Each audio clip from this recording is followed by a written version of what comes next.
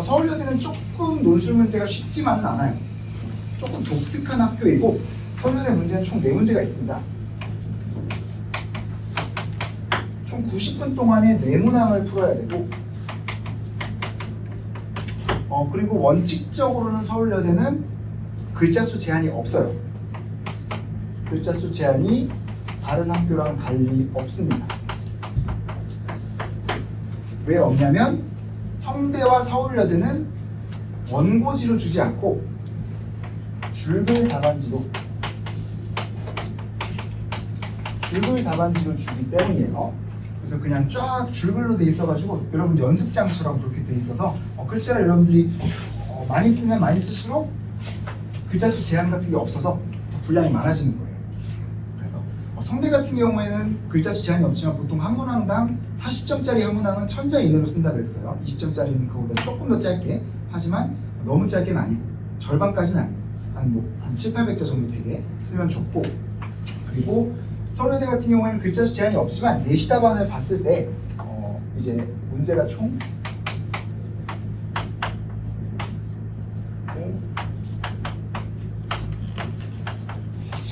이렇게 4문항으로 구성이 되는데 요 1 다시 1 붙은 거는 보통 이렇게 글자 수가 나오고요. 학교에서 발표한 내시 답안을 보면, 그리고 다시 1을 보면 약 이렇게, 여기도 마찬가지 패턴으로 반복이 됩니다. 이 정도 글자 수를 좀 생각하고 있으면 되는 학교라고 볼 수가 있어요. 그리고 지난 시간 여러분들은 다 비슷하게 이 범위 안에서 써왔을 것 같고, 이제 오늘 또 해설 강의 듣고 재작성을 할 때, 리라이팅 할 때 다시 한번 참고를 해서 진행을 해주면 좋겠습니다. 서울여대는 타임 어택이 좀 심한 학교다. 빨리빨리 핵심 정보를 파악해서 그 키워드를 현출해서 써야 된다. 이런 부담이 좀 있는 학교고, 여러분들이 풀어봐서 알겠지만 이 도표가 뭐 아주 어렵지는 않은데 그래도 그것들을 연결을 좀 잘 지어야 돼요. 논리적으로 연결을 잘 지어야 된다. 논리적 연결성 부분이 굉장히 중요한 포인트다. 그래서 이따가 이것도 여러분들이 특히 그림 1번과 그림 2번, 그리고 국세와 지방세 비중 나온 거랑, 그리고 2번 그 지방 예산과 정부 예산, 요거 두 개를 도표를 연결을 어떻게 지었나, 요게 가장 중요한 포인트들 중에 하나가 될 거예요. 그래서 그거 잘 한번 살펴보시고, 자, 이제 문제 풀이를 들어가겠습니다. 자, 문항 1의 1번, 우리 요약 문제 플러스 비판 문제예요. 요약하고 비판하라 이렇게 되어 있는데 요구사항이 총 2개입니다. 제시문 가의 내용을 요약하고, 플러스 이를 근거로, 이 요약한 걸 근거로 제시문 나의 밑줄 친 기억과 제시문 다의 밑줄 친 니은을 비판적으로 서술하시오. 밑줄 친 기억과 니은 하면, 기억은 나의 밑줄 친 기억은 여기 프로크루테스의 침대,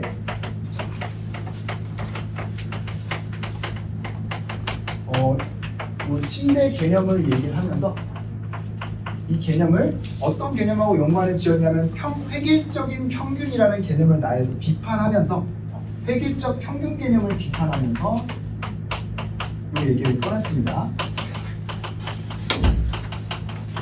그래서 우리 지난 시간에 숙명여대에서도 평균의 수학적 오류에 대해서 얘기를 했었죠. 그 이봉분포가 나타날 때 평균이라는 개념이 얼마나 무익해지는지, 아무 쓸모가 없는 숫자가 되는지 라는 걸 얘기를 했었는데, 같은 해에 여기서도 이제 평균이라는 걸 조금 다른 맥락에서 출제를 한 거예요. 평균이라는 걸 너무 강압적으로 적용을 하면 평균에 맞지 않는 사람에게 엄청난 강제가 된다. 그러니까 모든 막 책상 높이 같은 거나 화장실에 이런 편의시설 같은 거나 모든 걸 그냥 대한민국 평균으로 설정해 놨다고 생각해봐요. 그럼 거기서 벗어난 사람들은 다 불편을 겪을 수밖에 없다. 이런 얘기의 맥락의 내용이었고, 이거를 이제 진화론이 나오는 가와 연관 짓는 문제였어요. 가의 핵심 키워드는 다양성이었죠. 이따가 이제 도식화하면서 전부 이런 것도 할 거예요. 다양성이라는 내용이었고, 역시 이것도 우리가 익숙한 주제입니다. 다의 니은은 뭐냐? 다의 니은은 육식은 본능이에요. 채식이란 본능을 거스르는 거죠 라고 하면서, 이것도 한강 작가 작품이죠. 우리 건국대학교도 작년에 한강 작가의 이 채식주의자의 전작인 채식주의자를 쓰기 한참 전에 그 한강 작가가 쓰신 그 원 모티프가 된 소설을 건대에서 출제했다면 이해 서울여대에서는 이 한강 작가의 채식주의자를 그대로 출제했습니다. 그래서 그러니까 육식은 본능이다 라는 진술, 육신이 아니라 육식은 본능, 채식은 본능에 반하는 거다 라는 진술에 대해서 이 주장에 대해서 우리가 두 개를 비판을 하라는 것이었습니다. 근데 비판을 하는데 우리가 어떤 거를 근거로 비판하냐? 이를 근거로, 가를 근거로 비판하라 이렇게 얘기를 했어요. 그래서 우리가 항상 제시문을 읽으면서 항상 여러분들이 빨리 쓰고 싶을수록 도식화는 천천히 해야 된다고 했어요. 도식화를 우리가 하나하나씩 하면서 키워드들을 어떻게 현출해야 되는지 같이 보도록 하겠습니다. 물론 여러분 여기 오는 표에서도 채점 기준 뒤에 5페이지에 제가 도식화를 다 실어놓긴 했는데 여러분들 이거랑 좀 비교를 하되 여러분들이 직접 한번 찾아보면서 직접 나랑 같이 찾아보면서 한번 갈 거예요. 그래서 도식화를 한번 들어가 보겠습니다. 그래서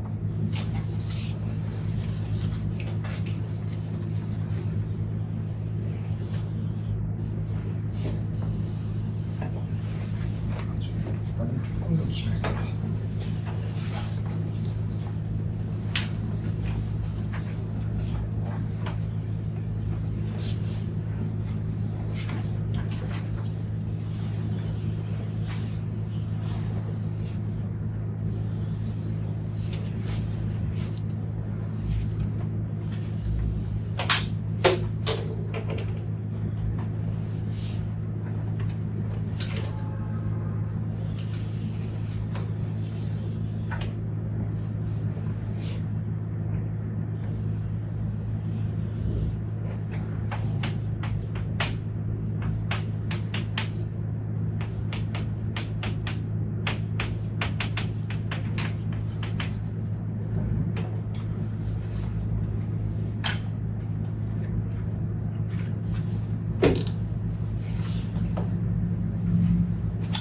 한번 가부터 보겠습니다. 그러니까 인간 사회에서 나타나는 경쟁 구도를 설명할 때라고 하면서 우리 맨날 본 주제 찰스 다윈의 진화론, 우리 지금 처음부터 나랑 같이 한 친구들은 요 제시문 이런 제시문 내용 10번 20번은 가까이 봤을 거예요. 그래서 진화론을 언급하고는 한다라고 하면서 진화론에 대한 잘못된 통념을 언급하고 있습니다. 그래서 사람들은 뭐라고 진화론에 대해서 잘못 해석하냐면 사람들의 잘못된 해석이란 부조리와 불평등의 근원은 약육강식과 적자 생존의 원리이고 진화론은 이를 잘 뒷받침해주는 논리라고 생각한다 라고 해서 그러니까 진화론이 흔히 진화론에 대해서 하는 오류가 사람들이 진화론이 약육강식과 경제 불평등을 정당화하는 논리라고 생각한다는 거예요. 진화론에 대한 대표적인 오해 또는 오류, 약육강식이나 불평등, 경쟁 논리를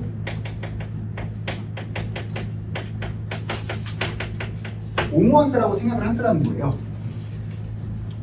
이게 사실은 굉장히 20세기에 특히 이 진화론을 잘못 해석해서 가장 인류에게 큰 재앙이 나타난 게 우리가 뭐라 그랬어요? 인류 역사상 20세기에 발생한 진화론을 잘못 적용한 가장 큰 만해, 진화론이 잘못 해석해서 나타난 가장 큰 괴물이 우리가 요거라고 했어요. 요 나치 사상이 진화론을 근거로 하고 있습니다.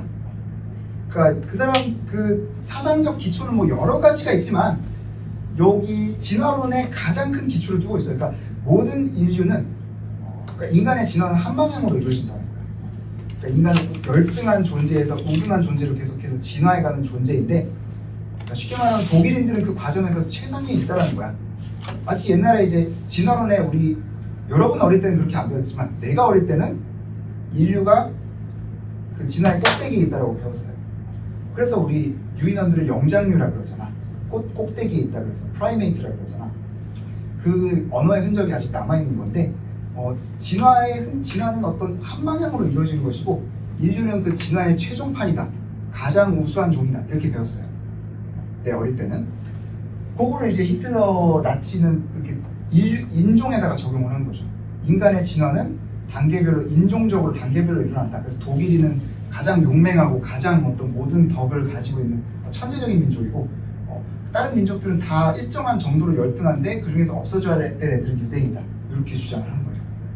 뭐 이 사람들은 뭐 도둑들이고 뭐 이렇게 얘기를 했는데 그런 주장들이 다 섞여 있어요. 그리고 또 다 역사가 있는데 너무 길게 설명하기 그러니까 진화론은 잘못 설명해서 이렇게 우열관계를 옹호하는 논리로 가면 진화론이 여기까지 치달을 수 있다는 거예요. 이론적으로. 그렇게 진화론을 잘못 해석하는 사람들이 많은데 근데 이 필자가 주장하는 것은 뭐냐? 진화론은 약육강식과 불평등을 옹호하는 논리가 아니야. 적자생존이라는 개념이 있긴 한데 그건 요 얘기를 하는 게 아니라고. 그럼 무슨 얘기를 하냐? 라고 해서 다윈이 주목한 지점은 생물체에 일어나는 변이의 다양성이다 라고 해서 진화론의 핵심은 다양성이라는 거예요. 그리고 우리 이렇게 어떤 키워드가 나왔을 때 바로 데이버 개념도 같이 생각하라고 했었죠. 그래서 요거는 다양성 개념을 다루고 있고 다양성 개념을 다루고 있다는 건 곧 무슨 개념을 비판하는 거다? 다양성을 옹호한다는 거는 획일성을 비판하는 거구나. 여러분들 이렇게 대칭어 떠올릴 수 있어야 됩니다. 이거는 다양성을 강조하고 획일성을 비판하는 거구나. 이렇게 갈 수 있고요. 암수 유전자를 섞어야만 후손을 낳을 수 있는 특성상 다른 자손을 낳는다. 이 자손은 각자 환경에 기대어 살아가기 시작하는데 잘 적응한 개체는 살아남아 유전자를 후손에게 물려줄 가능성이 커진다 라고 하면서 이 변이가 초기에는 눈에 띄지 않지만 쌓이게 되면 눈에 띄는 차이로 변한다. 그리고 이게 생물종의 특징이 된다 라고 해서 변이의 다양성을 강조하는 그 메커니즘을 설명하고 있습니다. 왜 진화론이 다양성의 획일성이 아니라 다양성을 옹호한 주장인가 라는 걸 지금 설명해주고 있는 거죠. 그러니까 진화는 기본적으로 우리 지난번에도 했지만 변이라는 것이 시간을 두고 계속 축적되면서 후대에 전달이 되는 거예요. 이 메커니즘을 통해서 만들어져. 이 메커니즘이 이제 생식이라는 메커니즘도 있고 그리고 환경에 대한 적응이라는 메커니즘도 있단 말이에요. 그러니까 진화론 나올 때 여러분들이 이런 단어들을 적절하게 섞어서 써주면 되는 건데 그러니까 쉽게 말하면 진짜 쉽게 말하면 그런 거예요. 그러니까 인간이 왜 두려움이라는 감정을 많이 느끼는가? 현대인들은 왜 불안한가? 현대인들은 왜 불안이 많은가? 라는 문제에 대해서 진화론에 대해서는 이렇게 설명합니다. 그 많은 설명들이 있겠죠. 사회학적인 설명도 있을 것이고 여러 가지 설명들이 있겠지만 진화론에서는 이렇게 설명하는 거예요. 그 걱정이라는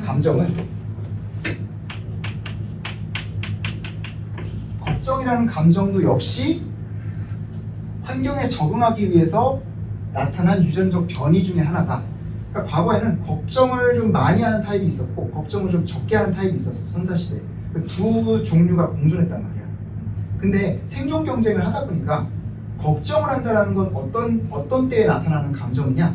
걱정이라는 건 우리가 미래에 대해서 상상할 때 나타나는 감정이라는 거야.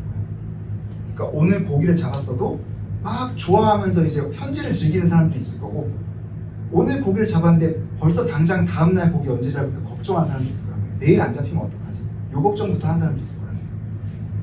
근데 생존에는 후자가 유리했다라는 거야. 당장의 행복에는 전자가 좋지만 생존을 잘한 사람들은 후자라는 거야. 그럼 얘네들은 항상 그렇게 해서 대비를 했고 또 축적을 했고 다음날도 술 마시고 노는 게 아니라 또 가서 일찍 자고 내일 사냥할 준비를 하는 거야. MBTI, INFP 이런 애들이죠. 그런 애들인데 그런 애들이 결과적으로 환경에 잘 적응해서 살아남았어.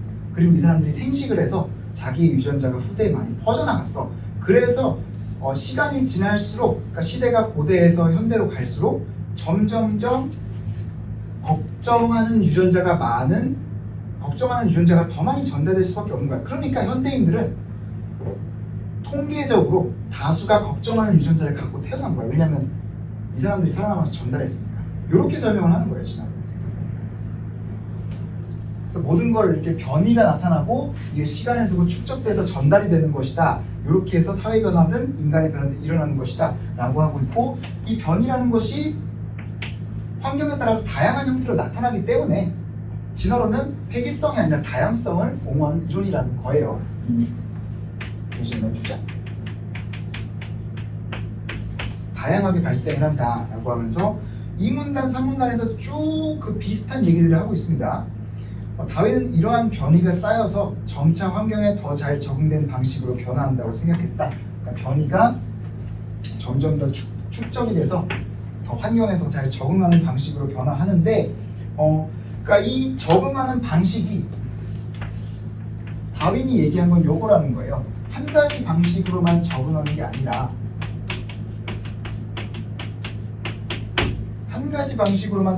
아니라 생명체가 더 잘 적응하기 위해서 우연한 행위를 통해서 다양한 방식으로 이루어진다.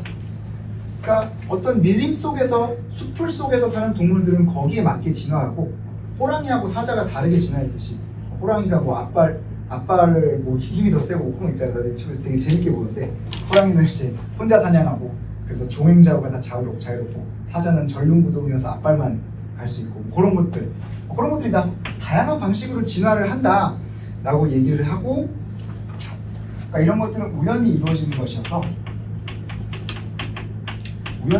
것이기 때문에 뭐다? 우열이 없다. 약한 것이 강한 것보다 열등하며 강자가 약자를 짓밟아도 된다는 논리가 어디에도 포함되어 있지 않다라는 거예요. 다윈의 이 논리 전개 방식을 살펴봤을 때 이 중에 어느 과정을 살펴봐도 약자가 강자를 짓밟아도 좋다라는 내용에 근거가 된 내용이 없다라는 거야. 왜냐면 모든 변화는 다 우연히 환경에 대한 적응의 산물이거든. 만약에 뭐 어떤 자연에 정해진 의도가 있어가지고, 우연이라는 건 의도의 반대말이잖아요. 의도가 있어가지고 그 의도를 가지고 자연이 뭐 이런 조그마한 박테리아에서 인간으로 이렇게 점점 더 올라오게 의도가 있었다고 쳐. 만약에 그런 거면 우열을 인정할 수 있다라는 거야. 만약에 그게 사실이면. 우연한 게 아니라면 우열 관계가 있을 수도 있어. 근데 우연하게 지나간 거잖아. 그냥 다 환경에 적응한 것 뿐이잖아. 그러니까 생물체들 사이에 우열 관계가 없다라는 거야. 인간이 고릴라보다 힘은 약하고 호랑이보다 못생겼지만 어떤 점에서 유리하고, 그건 다 환경에 따라 적응하는 차이라는 거야. 그런 차이와 다양성을 옹호하는 것이 다윈 진화론의 핵심이다 라고 주장하는 것이고, 이 주장이 굉장히 최근에야 나타났어요. 그리고 뭐 이제 여러 가지 사상적 흐름이 있지만 20세기 때만 해도, 내가 태어난 20세기 때만 해도 진화론이 이런 식으로 적용되는 게 굉장히 생소했단 말이야. 그때까지만 해도 요 옛날 진화론의 흔적이 남아 있었어요. 그래서 되게 여기 열등한 거에서 우등한 것으로 진화해 가야 된다, 이런 말들을 되게 많이 썼거든요. 근데 요즘은 진화를 누구나 다 다양성을 옹호하는 거라고 이해를 하고 있죠. 이런 차이이고, 가의 주장의 핵심은 그래서 뭐다? 다윈의 진화론을 우리가 잘못 이해하고 있다. 진화라는 것은 시간을 두고 환경에 적응하기 위해서 서로 다른 방식으로 나타났기 때문에, 그리고 모든 변화가 우연히 발생하는 것이기 때문에 그 어디에도 우열 관계라든지 약육 방식이라든지 불평등을 옹호할 근거가 담겨있지 않다라고 얘기를 하는 거예요. 그런 얘기예요. 진화론에 따르면 다양성이 중요하고 획일성을 얘기한 내용이 아니다라는 얘기를 하고 있고, 나의 기억과 다의 니은을 한번 봅시다. 나를 보면 우리 평균에 대해서 얘기를 하고 있는데, 우리 지난 시간에 평균은 아주 시원하게 했잖아. 평균 진짜 막 엄청 많이 했는데, 한 집단을 평가할 때 또는 다른 집단과 비교할 때 평균은 유용한 수단이 된다. 그쵸? 우리 수능 전략반의 평균 국어 성적, 일반 수능반의 평균 국어 성적, 그리고 우리 반의 평균 논술 성적, 저 옆에 있는 다른 허접한 학원의 평균 논술 성적, 이런 거. 이럴 때는 우열을 인정해도 됩니다. 그리고 그런 걸 할 때는 평균이 유용할 때가 있어. 근데 평균이 대상을 잘 반영하는 대표값이라고 판단하기 위해서는 전체 자료의 다양한 변수와 양상을 페이지 하단에 있죠. 다양한 변수와 양상을 먼저 검토하는 것이 필요하다. 그러니까 평균이라는 것은,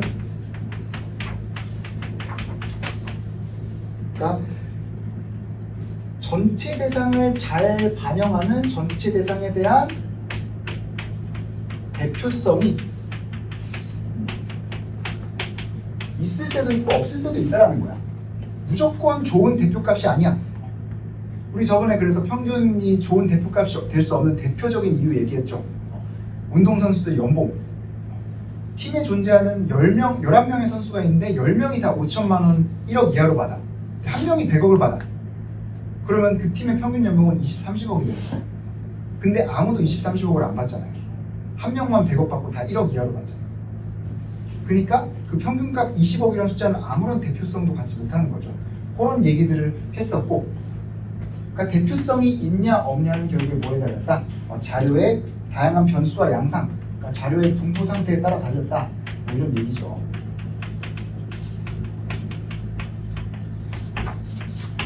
여기에 따라 달라진다라고 평균 개념을 일단 비판적으로 검토를 하고 있습니다.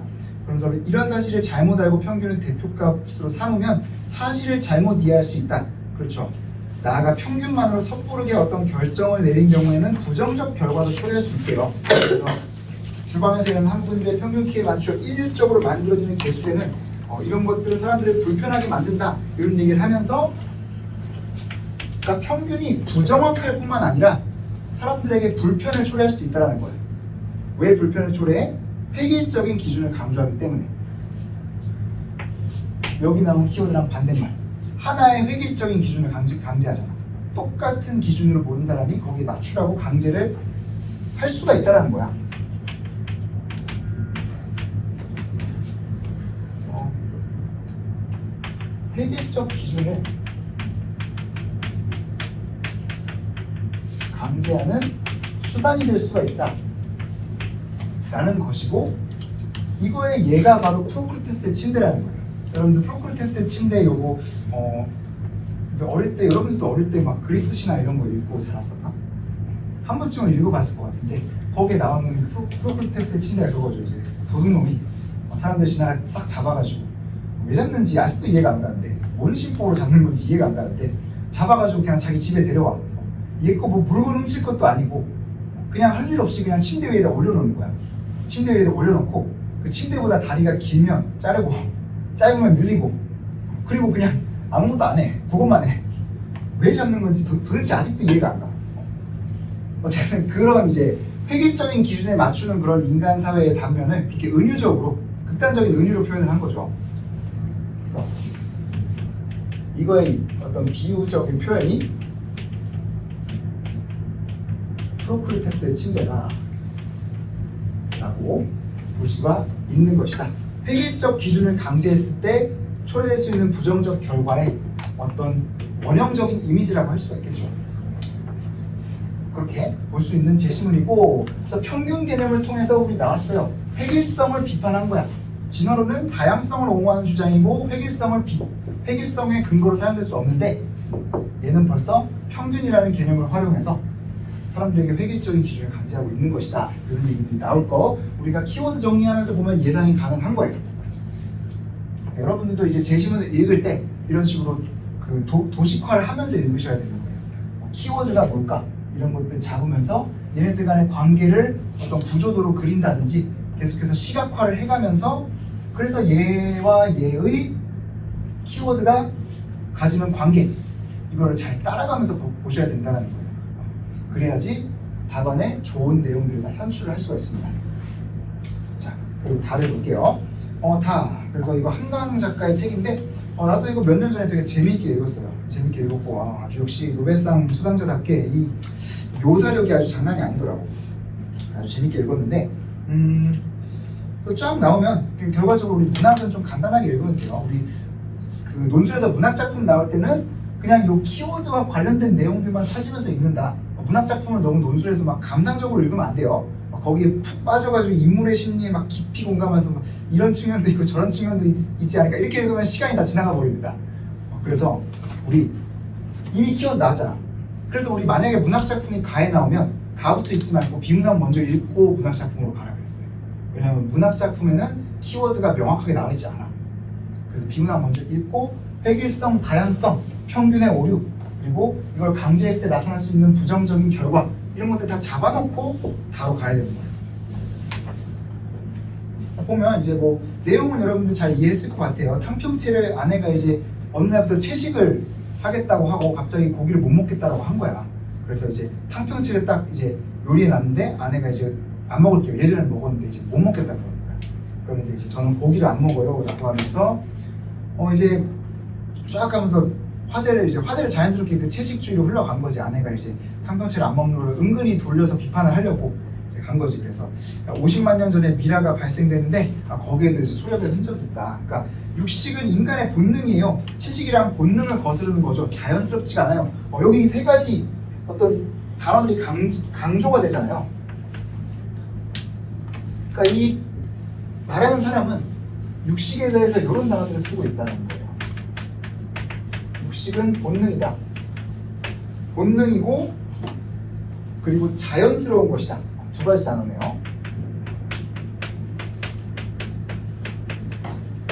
본능이고 자연스러움이라는 것인데 이 육식이 본능이고 자연스러움이라는 것은 마치 이 평균 개념처럼 획일적인 기준이라는 얘기를 우리가 할 수 있는 거예요. 그러니까 육식이 본능이고 자연스럽고 다수가 육식을 한다는 건 맞는데 인구의 다수가 육식을 한다는 건 맞는데 그게 본능이고 자연스러운 것이다. 이게 정답이다. 이런 얘기를 무슨 근거로 하냐라고 이제 비판을 할 수. 본능이라는 걸 누가 정하냐 이런 얘기들을 우리가 할 수가 있다라는 거예요. 이 단어 자체가 암시하고 있는 게 그거잖아요. 육식은 본능이에요. 그러면 채식은 본능이 아닌가? 본능이고 본능이 아닌 거예요. 애초에 어떻게 결정하지? 이렇게. 결국에는 평균 개념과 마찬가지로 어떤 획일적인 개념 잣대를 적용한 것이구나. 이렇게 우리가 갈 수 있다는 거예요. 그러면서 이제 요새 사상체질 때문에 채식하는 분들도 있던데 라고 쫙 나오면서 이제 뭐 뒤에 나오는 중략 뒤에 나오는 부분은 이제 주말이면 장모가 전화해서 묻고 장인어른도 막 통화로 혼내고 그래서 고기 좀 제발 먹어라 이렇게 하는데 결국에 안 먹고 여러분들 스토리를 알죠 다들? 몰라요? 스포일러 할까요? 네, 취미인데 네. 결국에 아내가 이렇게 해서 이 가족 모임에서 다들 모여가지고 이제 그 가족들이 작정하고 아내에게 고기 먹이기 작전을 펼쳐요. 그래서 이제 막 먹이려다가 아내가 끝까지 안 먹으니까 이제 장인어른이 이제 막 억지로 이제 우겨 넣으니까 아내가 이제 그 분노가 폭발을 해서 이제 자살 시도를 합니다. 손목을 그 자리에서 그어요. 그리고 이제 그 다음에 이제 정신병원에 이제 들어가고 그리고 그러면서 좀 이제 또 다른 어떤 사건이 펼쳐지는데 그런 어떤 이제 요런 거에서 일어나는 긴장과 극도의 갈등 그걸로 인한 인물의 어떤 극단적인 심리적인 뭐 억압된 심정 이런 것들을 표현한 거죠. 그렇게 스토리가 흘러가는데 어쨌든 본능이고 자연스러움이다 라는 말 속에 그게 함축이 돼 있다는 거예요. 이게 정답이고 이게 어긋난 거는 부자연스러운 거다. 이건 본능에 어긋난 거다라는 말이 함축이 돼 있다. 마치 평균 개념 같은 거다. 이렇게 우리가 비판을 할 수가 있는 것이고 이렇게 우리가 정리를 한 다음에 문제 요구사항으로 다시 돌아가는 거예요. 문제에서 요구한 거는 가를 요약하라. 첫 번째 요구사항 가를 요약하라였고 두 번째 요구사항은 요 요약을 근거로 그러니까 요 내용들을 근거로 해서 요것들을 활용해서 프로크루테스의 침대를 비판하고 요 본능이다, 본능이 아니다 요 주장도 비판을 하라는 거예요. 그래서 먼저 요약을 쫙 해주면 되겠죠. 약 이제 600에서 700자 정도 된다고 했으니까 얘를 한 뭐 250에서 300 이 정도 요약을 하고 아니면 뭐 200에서 200자 정도, 250자 정도 해도 괜찮습니다. 그리고 얘를 한 350에서 400 그러니까 각각 한 뭐 180자 정도 되면 되겠죠. 그런 분량으로 여러분들이 분량을 이렇게 배분해야겠구나 생각을 하고 좀 들어가면 좋아요. 그리고 여러분들 평균적으로 한 문장에 들어가는 글자 수가 한 50자 정도 됩니다. 그래서 여러분들이 문장을 좀 단문으로 복잡하지 않게 짧게 쓴다고 했을 때 한 50자 정도가 들어가요. 50자 정도가 들어가고 그렇게 하면 문장 숫자도 계산이 나오죠. 문장 숫자를 그 계산에 따라서 적절하게 배분을 하면 될 것이고 가 요약하고 이렇게 각각 비판하라 이렇게 나왔으니까 가 요약은 우리 아까 했죠. 진화론은 다윈의 진화론을 잘못 이해해서 약육강식이나 불평등을 옹호하는 논리로 펼쳐지곤 한다. 하지만 이는 잘못된 주장이고 사실 다윈의 진화론은 획일성이 아니라 다양성을 옹호하는 주장이었다. 여러분들 이거 예시답안은 다음 시간에 다시 써올 때쯤에 내가 줄 거예요. 이번 시간에 리라이팅 있으니까 예시답안은 내가 안 준 건데 그렇게 하고 다양성을 옹호한 주장이다 라고 하면서 다양성이라는 것은 진화라는 것은 기본적으로 어떤 메커니즘으로 나타나는지를 쫙 설명을 한 거죠. 변이라는 것이 환경에 적응하기 위해서 축적되면서 후대에 전달되는 것이다. 변이라는 것이 전달돼가지고 생물종의 특성으로 나타나는 것이다.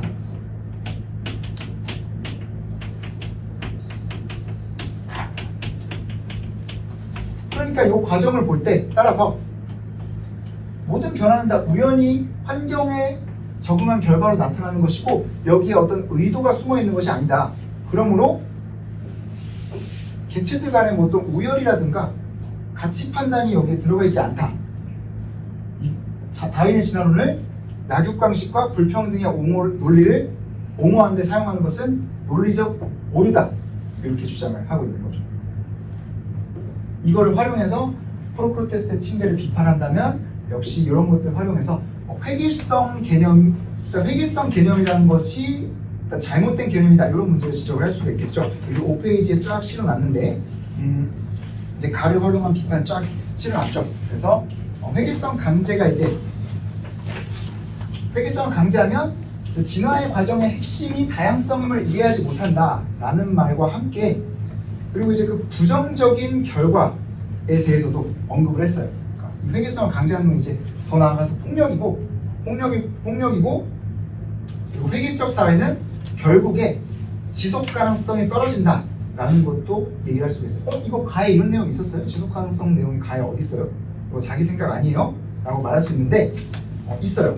근거가 될 수 있는 부분이 있어요. 어딨냐면 마지막 문단에 보면 이제 다양성에 주목했으면 쫙 나오면서 같은 먹이사슬 안에서 종들끼리 경쟁할 필요 없이 제한된 서식지 안에 더 많은 수의 핀치가 살아갈 수 있었다. 이처럼 진화의 가장 큰 무기는 다양성의 증가다라고 해서 다양성의 증가가 종들의 생존 가능성을 높여줬다라는 거야. 불필요한 경쟁을 줄여줌으로써 이런 얘기를 하고 있는 거예요. 그러니까 종들이 막 다양하게 진화를 했으니까 얘네들이 다양하게 이렇게 진화를 해서 얘네가 먹는 먹이도 다 달라. 그래서 먹는 먹이도 얘는 이걸 먹고 얘는 저걸 먹고 하니까 얘네가 조화롭게 공존할 수도 있는 거야. 그러니까 진화의 가장 큰 그 핵심적인 가치라고 말하면 좀 가치 판단이 들어가 있는 것 같아서 좀 이상하지만 진화의 핵심적인 어떤 무기는 요 다양성이라는 거야. 다양성이 있어야 진화가 더 지속 가능하게 이루어진다. 이런 얘기를 포함하고 있는 거죠.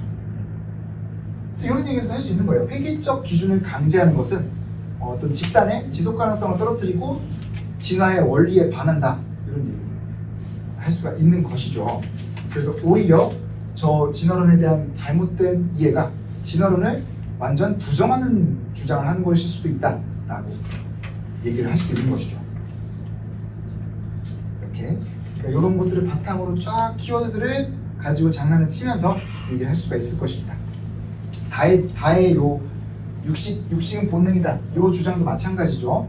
획일적 평균 개념과 유사하게 하나의 기준을 강제하고 진화라는 인간 사회의 진화의 원동력 또는 그 최고의 무기가 다양성이라는 것을 완전히 오해하고 있다, 간과하고 있다 이런 얘기들을 하면 될 겁니다. 도식화에 제가 실어놨기 때문에 조금 어떤 식으로 멘트를 쓰면 좋을지 여러분들이 잘 살펴보고 얘기를 하면 좋을 것 같고요. 1-1은 이렇게 해서 풀이가 됐고 1-2번을 보면 1-2번 문제를 좀 써보면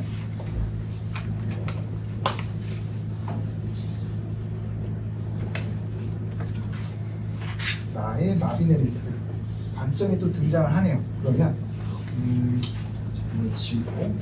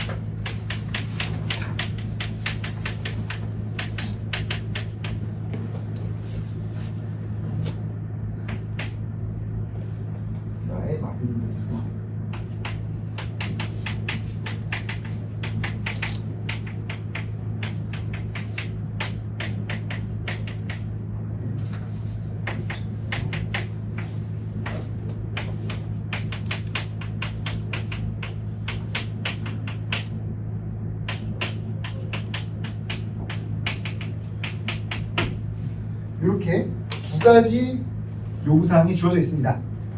먼저 요걸 설명하라.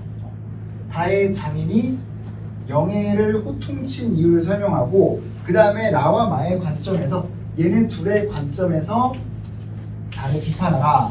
그래서 얘의 관점에서는 어떻게 비판할 수 있고 얘의 관점에서는 어떻게 비판할 수 있다 라고 해서 이것도 마찬가지로 뭐 한 200자 정도 그리고 얘를 뭐 한 250자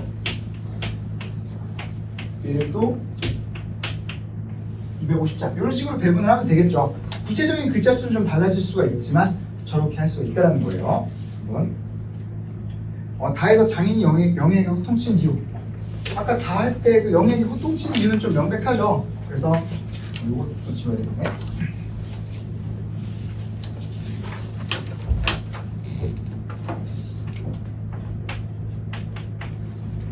제시문 다에서 호통치는 대목만 찾아가서 여러분들이 써주면 됩니다. 그래서 이제 통화하는 부분 쫙 나오죠. 영예가 아직도 고기를 안 먹나 하면서 이제 밑에서 두 번째, 세 번째 문단에 생전 전환법이 어떤 장인까지 아내에게 호통을 쳤다라고 하면서 고함 소리가 들려났고 뭐한 짓이냐 너는 그렇다 치고 한창 나이에 정서방은 어쩌란 말이냐라고 하면서 아직도 고기를 안 먹냐 하면서 정서방에게 피해를 준다라는 얘기까지 하고 있죠. 그러니까 두 가지 얘기를 하고 있는 겁니다. 장인 어른이 호통친 내용은 고기를 왜 안 먹냐는 거예요. 고기를 먹는 게 정상적인 건데 왜 안 먹어? 라고 얘기를 하는 거예요.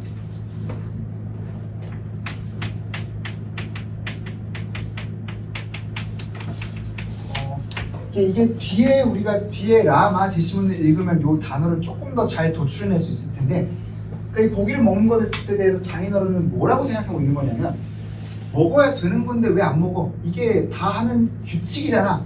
이렇게 얘기를 하고 있는 거예요.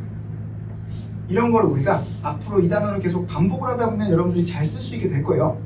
이걸 우리가 문화적 규범이라고 하는 거예요.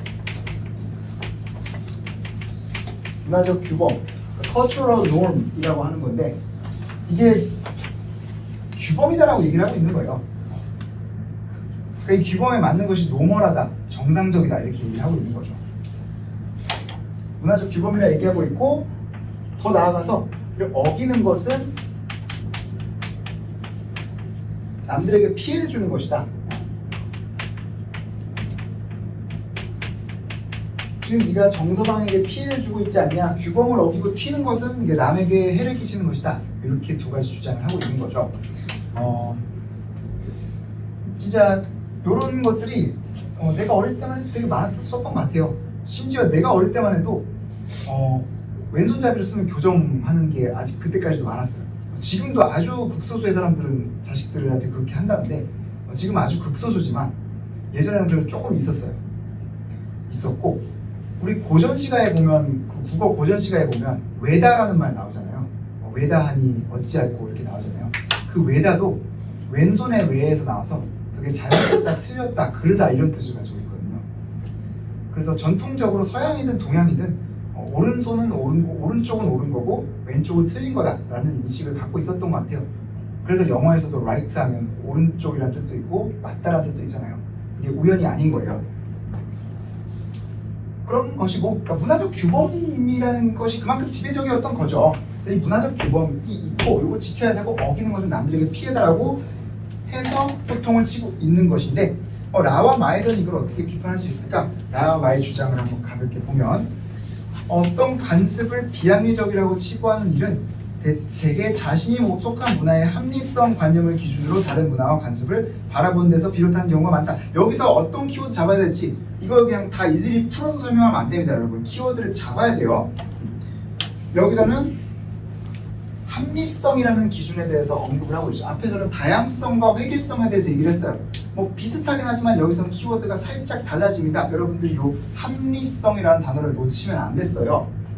그래서 합리성 관점을 기준으로 우리가 다른 문화에 대해서 판단을 하게 된다는 거야.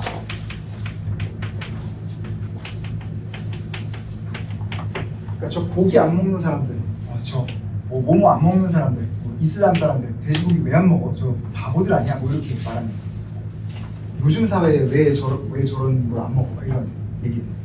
그럼 그 비합리적이라 그냥 뭐 다양성, 획일성을 떠나서 우리는 이걸 비합리적이라고 생각하는 관념이 있는데 이 합리성에 대한 관념조차 틀렸다라는 거예요. 그러니까 이 나의 주장은 얘는 나름대로 합리적인 거야. 이게 뭐 다양성과 획일성의 문제를 떠나서 합리적인 거라는 얘기를 하고 있는 거예요. 이 문단에 보면 그 얘기가 나와 있습니다. 때로는 이해하기 힘든 다른 문화권의 관행도 환경에 효과적으로 적응하기 위해서 고안해낸 현명한 행동임을 깨닫게 되는 경우도 많다 라고 하면서 피상적으로 볼 때는 종교적인 금기로만 이해될 수 있는 암소 숭배와 음식 금기의 이면에는 효과적으로 소를 이용하는 지혜가 깔려있다는 것이다 라고 하면서 3문단에 뭐라고 하고 있어요. 인도의 소가 경작지와 식량을 두고 인간과 경쟁한다면 달라지겠지만 암소들은 생태계에서 인간과 경쟁하지 않아. 그래서 오히려 인간에게 쓰레기와 찌꺼기를 치워주는 협력적인 존재야. 그러므로 암소를 숭배하고 소고기를 먹지 않는다라는 금기에도 환경적인 합리성이 있다. 그러니까 얘네는 소가 유용한 농경 자원인 거예요. 그러니까 소를 숭배하는 관습이 생겨난 이유가 소랑 조화롭게 공존하고 이 소라는 자원을 쉽게 죽여서 자기네들의 어떤 생산 수단 그리고 공존한 그런 자연에서 이점을 제공하는 그런 어떤 동반자적인 존재를 쉽게 제거하지 않게 하기 위해서 생겨난 관습이라는 거예요. 여기서 보면 나에 이렇게 나와 있죠. 비합리적인 것처럼 보이지만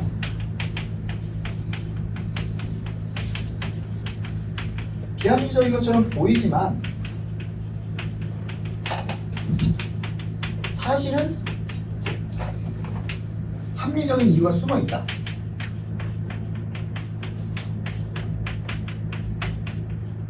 합리적인 이유가 숨어 있다는 거야. 어떤 관점에서 봤을 때 환경에 대한 적응이라는 관점에서 봤을 때 인도인들이 소를 숭배하고 소가 지나갈 땐 차가 멈추는 그거는 지금 봤을 때 비합리적이 보이지만 얘는 소가 그만큼 중요했으니까 소를 죽이면 안 됐던 거야. 그러니까 이런 신화적인 얘기를 만들어내서 소를 지키는 관습을 유지를 했던 겁니다. 그래서 환경에 적응하고 있으므로 합리적인 이유가 있다. 고기를 안 먹는 거를 비합리적이다 라고 비판하는 것은 자체가 뭔가 이런 현상이 생겨난 이유를 오해한 것이다. 이런 얘기들을 할 수가 있는 거죠. 획일적이라는 얘기도 같이 하면서 획일적이고 그리고 뭔가 현상에 대해서 제대로 파악하지 못한 것이다 라는 얘기를 다루고 있고 우리 이런 식으로 그러니까 이런 문제 많이 나오죠. 나와 마의 관점에서 어떤 현상을 비판하시오 이런 얘기 여러분들 자주 볼 거예요. 두 가지 관점에서 비판하시오라고 하면 이 두 가지 관점이 뭔가 대립 포인트를 가지고 있는 경우가 많아요. 두 개가 뭔가 어떤 포인트에서 대립되는 경우가 많단 말이에요.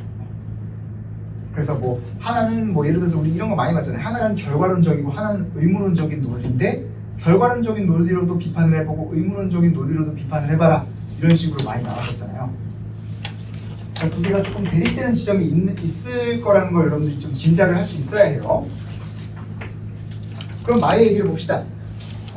역시 문학인데 우리 논술 문학은 항상 우리 약속이에요. 논술에서 문학 작품 볼 때는 여러분들 그 TJ처럼 문학을 읽어야 됩니다. 키워드만 딱 찾아내면서 TJ처럼 문학을 읽겠습니다. 그러니까 너무도 여러 겹의 마음을 가진 복숭아 나무 곁으로 왠지 가까이 가고 싶지 않았어. 그러니까 복숭아 나무에 대해가 왠지 꺼려진 거야. 꺼려졌는데 왜 꺼려졌을까? 흰 꽃과 분홍 꽃을 나란히 피우고 있는 그 나무는 아마 사람이 앉지 못할 그늘을 가졌을 거라고 멀리로만 지나쳤을 뿐입니다. 여기서 복숭아 나무에 대해서 이 사람이 오해를 했다는 얘기를 하고 있죠. 그러니까 맨 처음에 이 사람이 복숭아 나무를 피했대. 복숭아 나무를 왜 피했다고 나와 있어요? 복숭아 나무가 그늘이 있을 거라고 생각한 거야.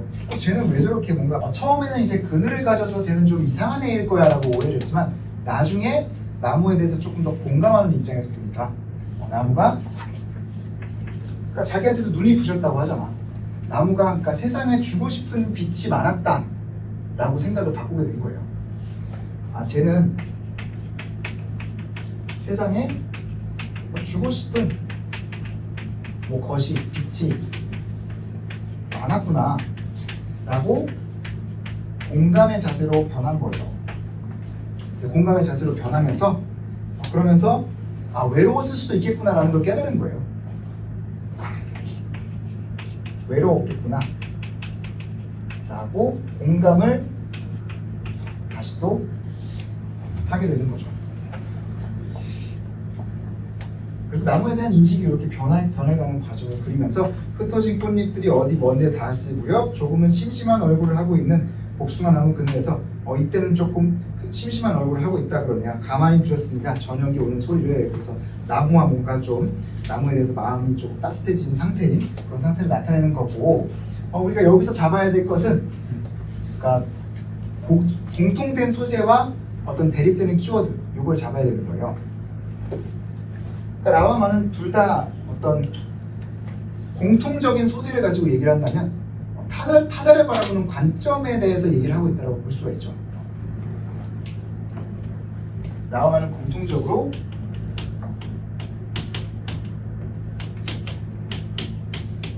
타자를 보는 관점에 대해서 얘기를 하고 있고 라는 이거 여러분들 이 용어는 암기를 하셔야 됩니다. 물론 들어도 보셨겠지만 나는 전형적인 문화 상대주의 주장이에요.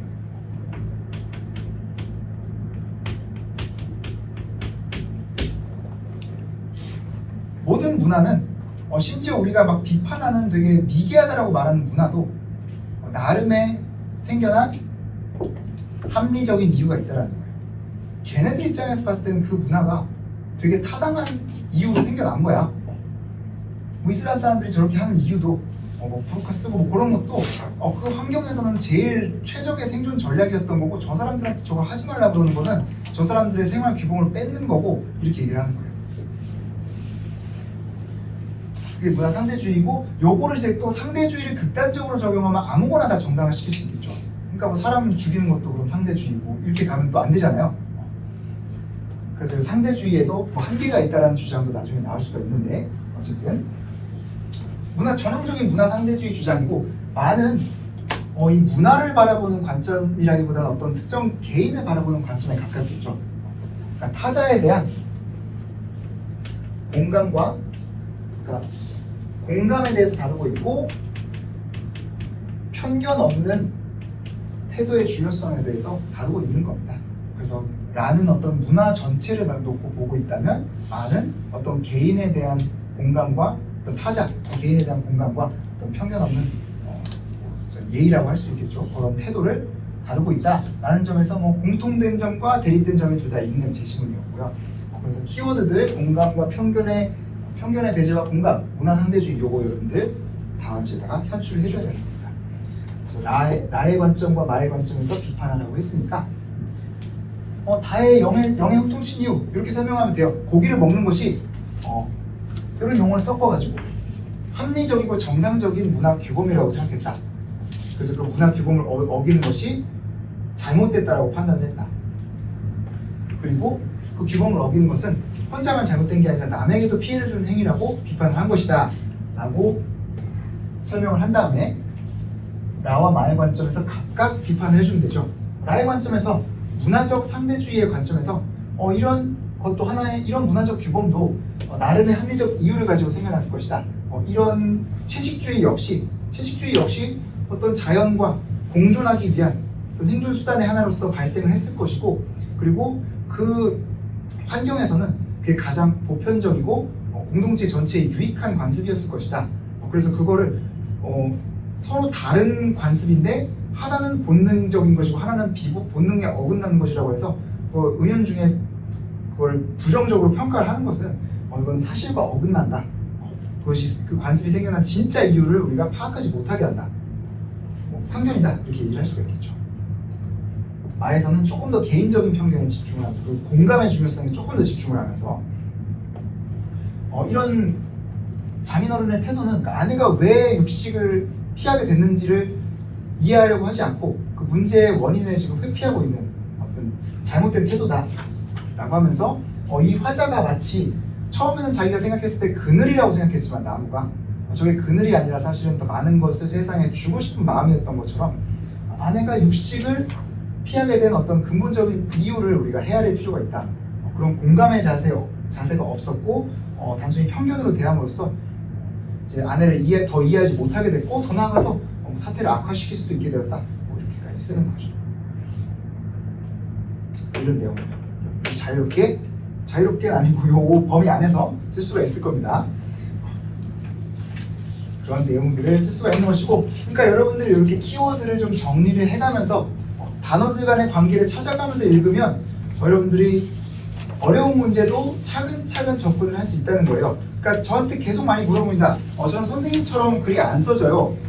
저렇게 좀 키워드들을 오밀조밀하게 현출하는 거를 어떻게 해요? 라고 물어보는데 제 대답은 항상 똑같습니다. 일단 연습이 많이 필요한 건 당연한 거고, 일단 여러분들이 실전에서는 손이 머리만큼 빠르게 움직여야 돼요. 그러니까 나는 이제 뭐 수백 번 봤으니까 보자마자 알지만 여러분들 입장에서, 그리고 내가 수험생이었을 때도 이런 것들을 보자마자 딱딱딱딱 나오진 않았단 말이에요.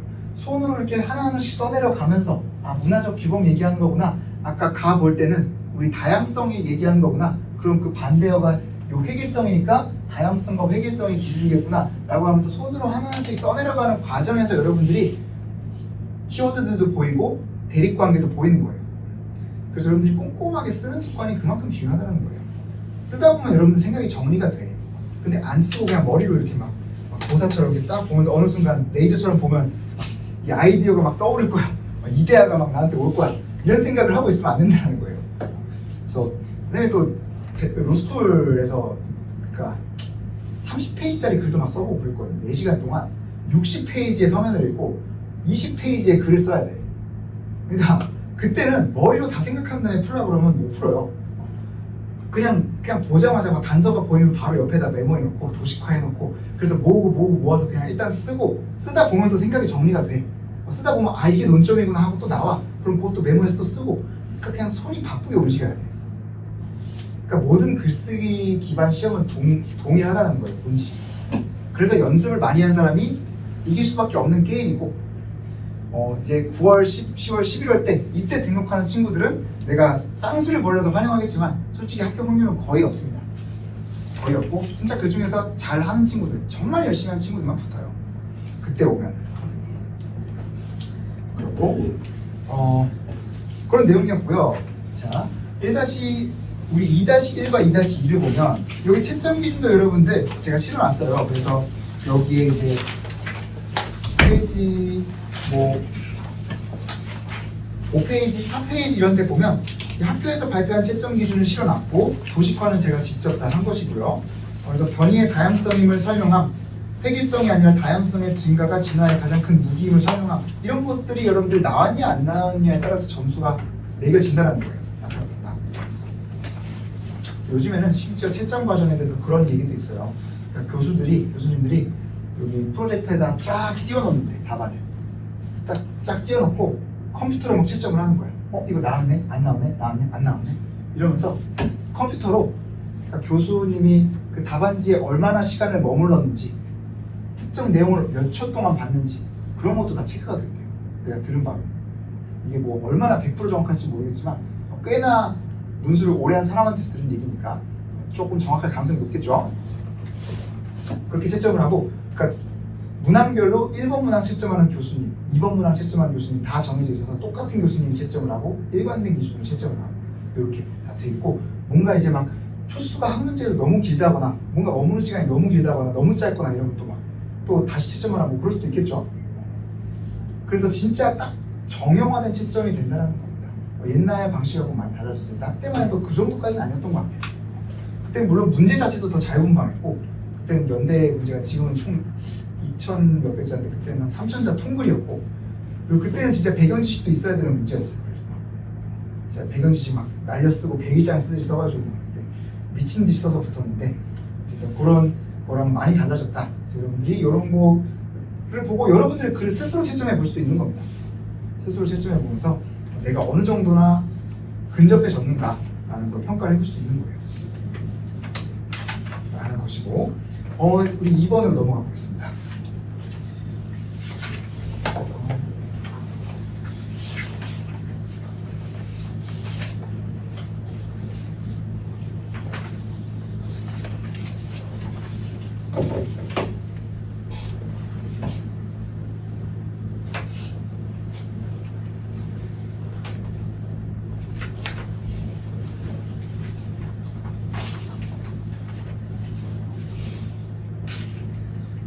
그래서 2번은 서울여대는 굉장히 1번하고 2번이 되게 좀 확연하게 달라집니다.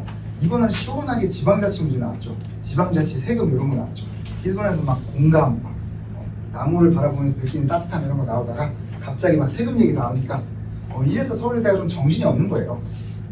정신이 없고, 자 우리 또 문제 2-1번에 보면 가에 나타난 지방자치의 의의와 우리나라 지방자치의 한계를 기술하고 이로 인해 발생할 수 있는 문제를 제시문 나와 제시문 다른 근거로 하여 서술하시오. 지금 요구사항 2개인데 되게 내용 많죠. 자 보겠습니다. 문항 2-1번 가에 나타난 가속 지방자치의 뭐에 대해서 설명하라? 의의와 플러스 우리나라 지방자치의 한계.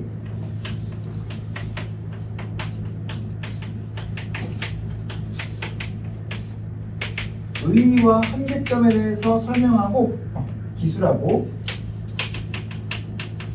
플러스 이로 인해 발생할 수 있는 문제를, 그러니까 요 의의와 그러니까 요 한계점 때문에 발생할 수 있는 문제를 설명하라는 거겠죠.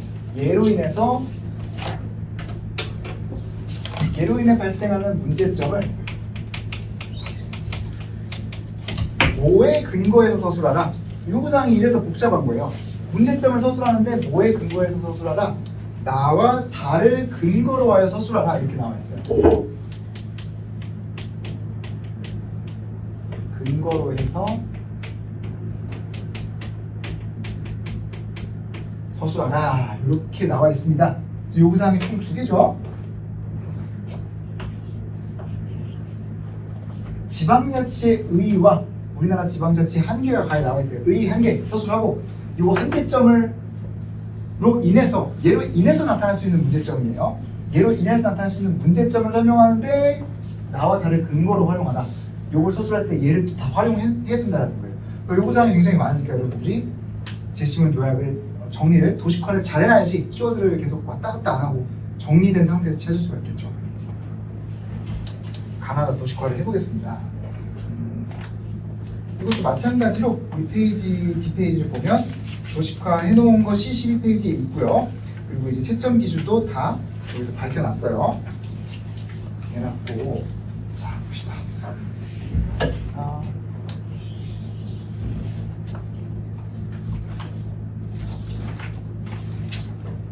조금 더 오밀조밀하게 필기를 해보면.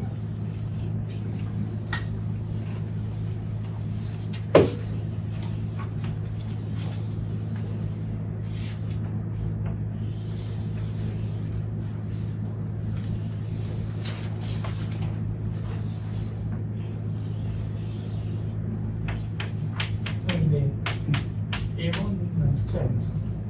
이번도 숙제였어요. 이번도 해온 사람이 있단 말이야. 자, 이런 건 회계적이 어때요, 여러분?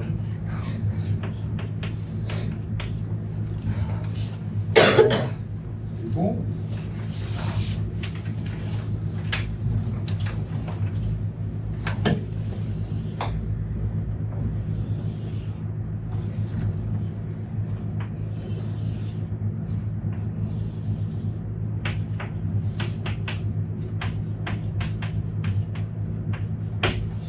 이렇게 정리를 우리가 해볼 수 있는데 이렇게 실전에서는 막 이렇게 부표를 여러분들이 공간이 충분하면 그릴 수도 있고 아니면 이렇게 칸이 있잖아요. 요 옆에다 이렇게 선을 찍 그어가지고 이렇게 그어서 요 옆에다 필기를 할 수도 있는데 이러면 좀 좁겠죠? 근데 실전에서는 용지가 더 크니까 할 수 있을 수도 있어. 그래서 이렇게 할 수도 있고 여러분들이 따로 빈칸에다 따로 정리를 할 수도 있는데 그러니까 이렇게 쓴다 하더라도 여러분들이 좀 그 구획화는 잘 해놔야 돼요. 그냥 요 옆에다가 필기만 하는 것보다 이렇게 좀 구획화를 해놓고 쓰는 게 생각이 더 정리가 잘 될 겁니다. 그건 이제 하나의 팁이고, 자 그래서 보면 가에 나타난 지방자치의 의의와 한계 찾으면 되겠죠. 의의와 한계만 찾으면 된다 라고 해서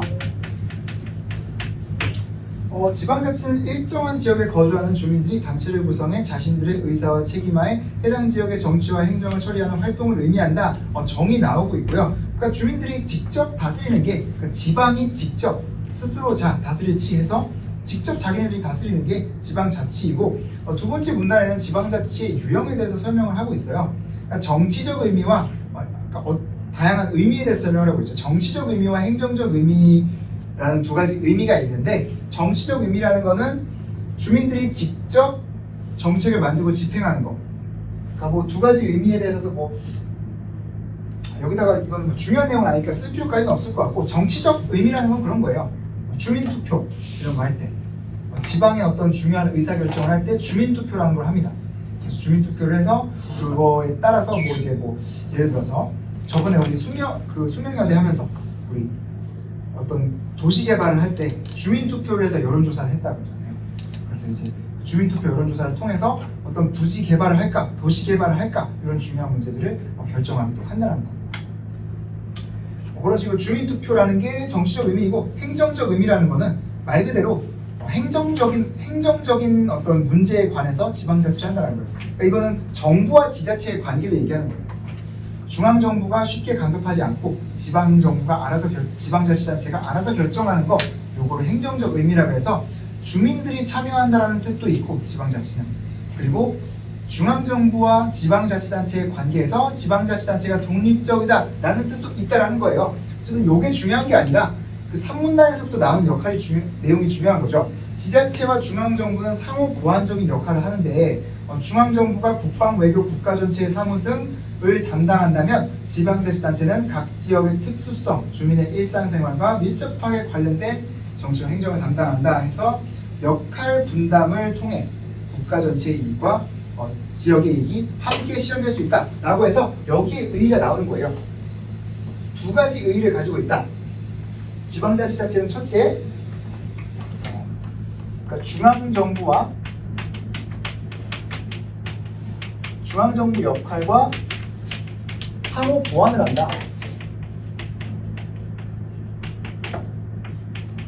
상호 보완을 해서 결국에 뭘 하느냐, 뭘 하길래 의의가 있느냐라고 했을 때 국가의 이익과 지역 주민의 이익을 조화시키는 역할을 한다라고 우리가 찾을 수가 있는 거죠.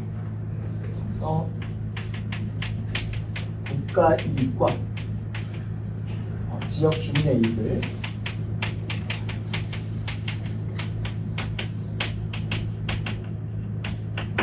조화시키고 서로 보완한다라는 의의를 갖는다라고 나와 있죠.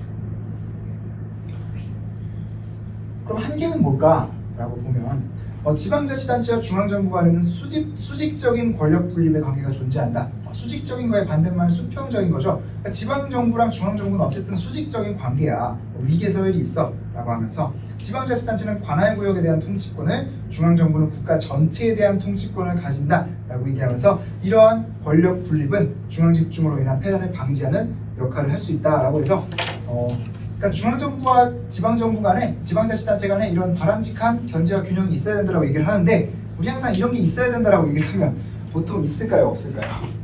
보통 없죠. 문제점이 나타날 거예요. 그래서 지방자치단체가 수행하는 사무에는 이제 쭉 나오는데 일단 정리 좀 해봅시다. 지방자치단체가 수행하는 사무에는 국가 사무와 지방자치단체 스스로 결정하는 지방 사무가 있다라고 해서 지자체 사무는 두 가지가 있다라고 얘기를 하고 있어요. 지자체 사무에는 국가 사무와 지방 사무가 있다라고 얘기를 합니다. 두 가지가 있는데 그 두 가지가 적절하게 조화를 못 이루고 있다라는 문제점을 얘기하겠죠. 딱 봐도 위에 보완과 조화를 해야 된다라고 얘기를 했는데 사실 보완과 조화가 안 되고 있다는 얘기를 할 거라는 거를 예상을 할 수가 있어요. 자 보면 국가사무의 경우 국가의 지도 감독이 중심을 이루지만 조례 제정을 비롯한 지방의회의 개입이 쉽지 않아 지역 자율성이 제대로 실현되지 못하는 결과를 가져온다라고 해서 그러니까 국가사무의 경우 일단 두 가지가 있는데 국가사무는 그러니까 국가의 지도 감독이 중심이야. 국가가 지도 감독해. 국가가 뭐 다 해먹어. 그리고 조례 제정을 비롯해서 지방의회의 개입도 쉽지 않대. 그러니까 우리 헌법, 법률, 명령, 조례, 규칙 요거 나중에 여러분들 일단 우리 간단하게 뭐 지금 길게 언급할 건 아니지만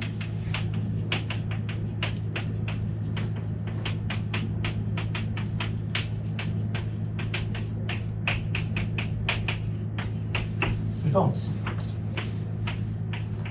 얘네 순으로 가는데 지방의회는 요 조례라는 걸 만들 수가 있어요. 헌법은 누가 만드는 거예요? 국민들이 만들죠. 국민적인 합의를 통해서 만들고 법률은 누가 만들어요? 우리 저 여의도에 있는 분들. 그렇죠. 저 200 위대하신 분들 여의도에 계신 분들이 만드시고 국회의원들이 만들고 입법자들이라고 그러죠. 명령은 어떤 행정기관 장관, 뭐 행정부 장관령 이런 식으로 명령은 장관이나 각 부처가 발할 수 있습니다. 당연히 국민 대표자인 국회의원이 만든 법률 아래에 있겠죠. 행정부 장관이 발령한 명령. 왜냐면 이 사람들이 국민의 대표자니까. 조례는 그것보다 아래의 효력을 가지는 것으로 지방의회가 또는 지방의회가 개입을 해서 만들 수 있는 겁니다. 그래서 이런 식으로 입법 주체에 따른 법의 순위 그리고 효력의 순위 이런 것들이 존재를 하고요. 그래서 조례 제정도 못한데 조례 제정을 통한 이제 조례 제정 등도 사실상 힘들다라는 거야.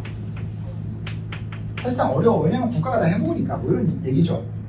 그러면서 지역 자율성이 제대로 실현되지 못한다라고 나오면서 지방재정법 제21조는 위임사무 처리 비용을 국가가 부담하도록 규정하고 있으나 실제 위임사무 처리 비용은 지방자치단체가 부담하는 경우가 많다. 그러니까 위임사무라는 건 국가사무를 얘기하는 거예요. 국가로부터 위임받은 사무이니까.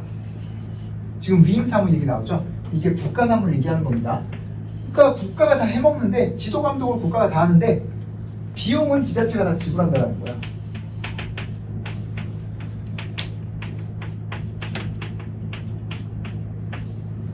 이렇게 지역 자율성은 없는데 지자체가 비용은 지불해야 되는 그런 굉장히 모순적인 결과가 발생하고 있다라고 해서 그러면서 이러한 시점을 고려할 때 중앙정부가 위임하는 사무에 관한 권한을 지방자치단체에 이양하여 지방자치를 확대해야 된다. 얘를 이양해야 된다라고 얘기를 하는 거지. 그러니까 이거 국가가 지도감독하면서 지방자치단체에다 위임하면 국가가 다 해먹고 지방의회는 개입도 못하고 근데 비용은 지자체가 다 내고 이런 것들이 지역 자율성이 떨어지게 한다는 거죠.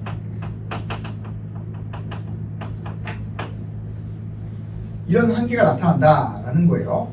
정리! 가해에 나타난 지방자치단체의 의의와 한계, 우리나라 지방자치단체의 한계.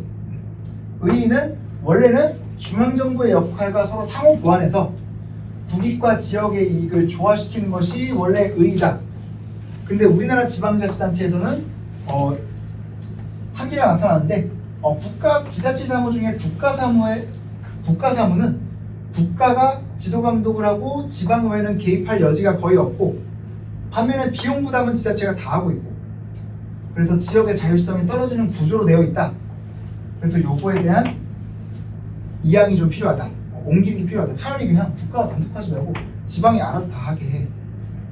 지도 감독도 너네가 하지 말고 그냥 지방자치단체가 하게 하고 비용도 부담하게 하면 되잖아. 이런 거죠. 그런 얘기인 거고 나에 나온 내용은 이제 문화적인 차이에 대한 얘기죠. 지역 문화에 관한 얘기이고 나는 뭐 제시문이 좀 더 짧아요. 그래서 지역마다 처한 자연 환경이나 역사적 배경, 어떤 사회적 상황이 다르고 그에 따라서 적응해 왔기 때문에 우리 계속 환경에 대한 적응과 변화 이런 거 얘기하고 있죠. 진화론 얘기해서 막 연장되는 뭐 이런 얘기를 계속 하고 있죠.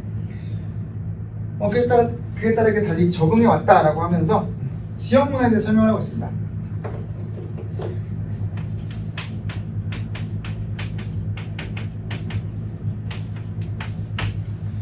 지역 문화라는 것은 한 사회를 구성하는 여러 지역 사회에서 나타나는 고유한 생활 양식이고 환경에 대한 어떤 적응의 결과다라고 얘기를 하고 있죠. 그래서 지역별 고유한 생활 양식.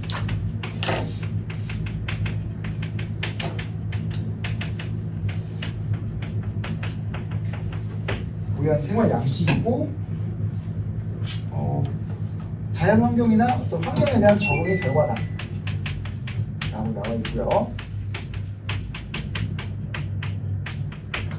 그리고 이 문단에서는 이러한 지역 문화는 같은 지역에 사는 사람들에게 정체성과 유대감과 자부심을 길러주는데 국가 전체적으로는 다양성도 높일 수 있는데 최근에는 인구 이동이 활발해지면서 문화 동질성이 높아진대. 그러니까 이런 문화적인 다양성이 굉장히 유용한 기능을 하는데 최근에는 동질성이 높아지고 있지만 그러나 한편으로는 지역의 독특한 문화를 보존하고 발전시키려는 노력도 이루어지고 있다라는 거예요. 그러니까 이 지역 문화는 순기능을 하는데 지역 사람들에게 유대감이나 정체성 같은 걸 길러줘. 근데 최근에는 사회 변화로 인해서 인구 이동성이 증가를 하면서 이제 이런 것들이 다양성이 줄어들고 있는 거야. 획일화가 되고 있는 거야. 뭐 동질화라고 하죠. 제시문에 쓴 그대로 문화 동질성이 높아지고 있는데 그러니까 예전에는 뭐 이제 서울과 부산, 대구 뭐 이런 데가 되게 많이 달랐잖아. 근데 지금은 그냥 뭐 지방에서 와도 뭐 생각하는 것도 똑같고 그냥 뭐 다 똑같죠. 보는 것도 똑같고 저도 이제 뭐 부산 같은 데 자주 놀러 가는데 예전에 어릴 때는 막 되게 지방에 가면 되게 애들이 좀 다르다 이런 느낌이 들었단 말이에요.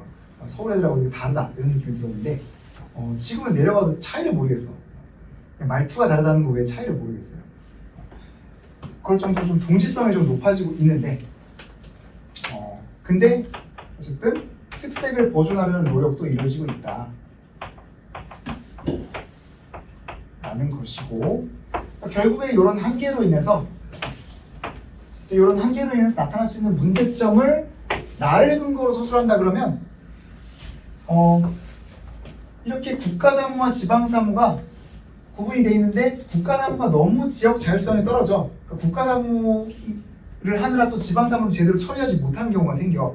그러니까 지방사무를 제대로 처리 못하는데 이로 인해서 지역 문화를 보존하고 지켜가려는 노력이 점점 더 약화될 수밖에 없다는 거야. 왜냐? 점점 더 문화적으로는 동질화가 되어가고 있고 이런 특색을 잃어가는데 이런 특색을 잃으면 지역 주민들의 유대감과 정체성이 사라지게 될 텐데 라고 얘기를 하는 거예요. 그래서 여러분들이 키워드 잡으면서 순서대로 가는 겁니다. 지방사무가 제대로 못 되니까 그래서 지역 문화의 특색이나 다양성을 보존하지 못하고 이로 인해서 이런 이점들을 상실하게 된다. 그리고 이런 거는 문화적 동질화 현상으로 인해서 가속화된다. 이렇게 여러분들이 순서대로 차근차근 제시를 해줘야 되는 거예요.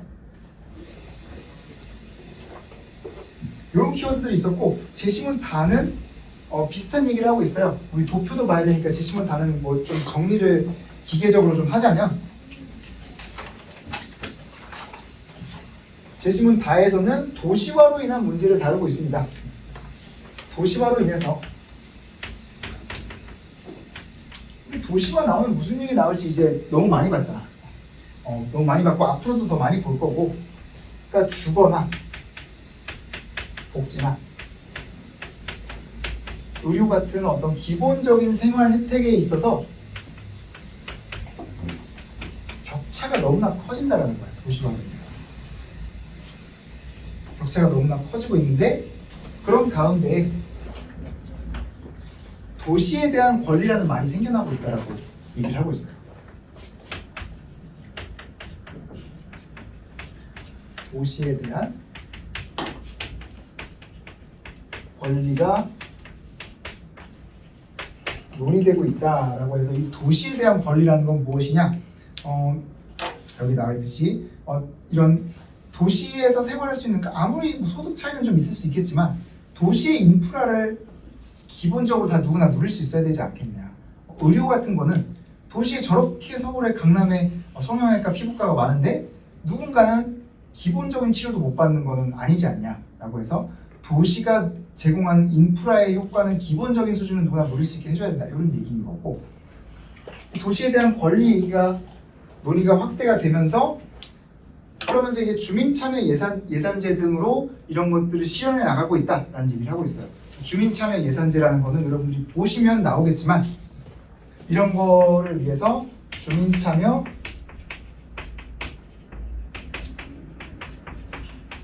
예산제라는 걸 실시하고 있는데, 그러니까 말 그대로 지자체의 예산에 대해서 그런 결정을 주민들이 관여를 한다는 거예요. 그리고 그 주민에는 저소득층이라든지 저런 도시에 대한 권리에서 배제됐던 계층도 포함이 되기 때문에 이런 사람들이 우리 애들 학교 다니는데 필요한 것들을 왜 안 해줘요? 라고 예산 더 배정해요 라고 얘기를 해서 예산 도시에 대한 권리를 실질적으로 실현하려는 노력들을 하고 있더라고요. 그런 얘기를 하고 있는 거고, 이걸 근거로 이 한계로 나타날 수 있는 문제점을 서술한다 라고 한다면 마찬가지로 지방사무, 국가사무와 지방사무 중에 국가사무가 지역자율성이 떨어지고 지방사무는 제대로 실현되지 못한다. 이렇게 지방사무가 제대로 실현되지 못함으로 인해서 이런 도시에 대한 권리라든가 지역 주민들의 그런 주거나 복지나 의료 같은 이런 기본적인 권리들을 보장해야 되는 게 지방사무인데 이런 실질적인 권리 보장이 지금 제대로 이루어지지 못하고 있을 것이다. 왜냐하면 지자체 사무가 너무 국가사무 위주로 돼 있고 지방사무가 제대로 안 이루어지기 때문에 라고 가는 거죠. 똑같은 구조로 가는 건데 결말만 달라지는 겁니다.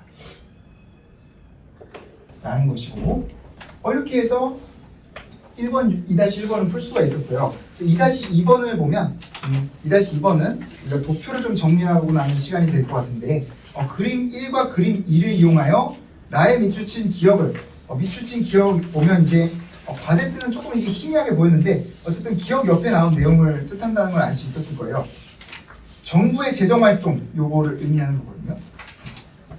미추친 기억, 나의 미추친 기억은 정부의 재정활동이고, 그러니까 그림 1, 그림 2 보세요. 그림 1, 그림 2를 보고 정부 재정활동의 실효성을 얘기하라는 거예요. 나에서는 이런 얘기를 하고 있거든요. 얘기를 그냥 쫙 도식화해서 정리만 할게요. 여러분들이 읽어봤으니까. 나에서 하고 있는 얘기를 정리하면 어떻게 되느냐? 그러니까 정부가 이제 뭐 규정도 만들고 뭐 이제 일자리도 만들고 이제 이런 걸 하려면 정부 이제 경제적 역할을 수행하기 위해서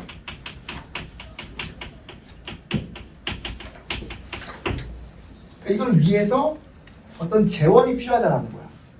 이 재원이 필요한데, 그러니까 이 재정 활동을 통해서